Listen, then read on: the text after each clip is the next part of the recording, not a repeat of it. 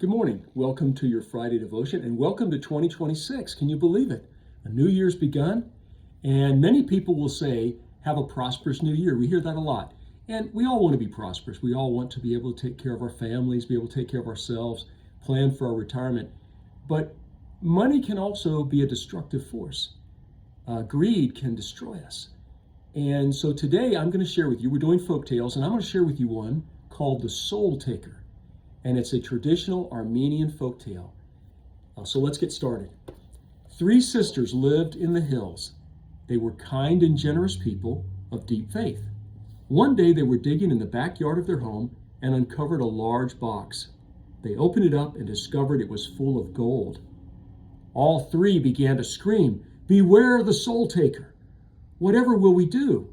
Do we bury it again, or do we simply leave our house?" 4 men who had recently moved into the house next door overheard the conversation. They walked to the home of the 3 sisters to inquire about their problem. "We are trying to decide how to get away from the soul taker," they said. "What is a soul taker?" the small man asked. "Show us." The sisters walked to the far corner of their lot and pointed at a box full of gold coins. "This," they said, "is the soul taker." The 4 men laughed. "Can you believe it?" the large one asked. "They think gold is a soul taker." The others roared with laughter. The bearded one spoke next. "If you women are frightened, go into town for a few hours and we'll take care of your problem." The women agreed and left immediately. The 4 men began to make plans. They decided to divide the gold equally. They also decided that 2 of them would go to the store to get something to eat and the other 2 would finish digging up the box.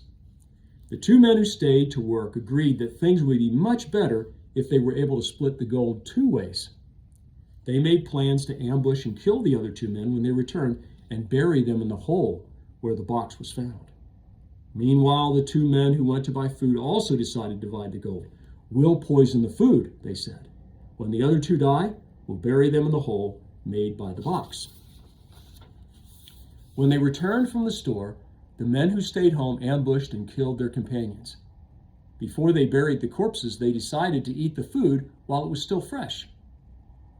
Soon after they began to eat, they both got very sick and died. When the sisters returned to their home, they saw 4 dead men and a box of gold. "We told them it was the soul taker, but they didn't believe us." The women again left home to get away from the gold. Isn't that something? I mean, we don't think of riches in that way, but they can destroy us. They can separate us from our family. They can help us, make us forget what's really important in life. And so we need to be careful. Money is a tool to use to care for ourselves and care for others. It's a tool to serve God and to be generous, but make sure it doesn't get in your heart. Money's meant to be in your wallet, not in your heart. So keep that in mind as we enter 2026. I also want to remind you it's Friday, and this Sunday, January 4th, we're getting back to our normal Sunday schedule. The last few weeks we've had one service at 10, right? But this week we have 9 o'clock traditional and 11:15 more contemporary style life song worship. Also be aware that faith formation starts up again on January 11th.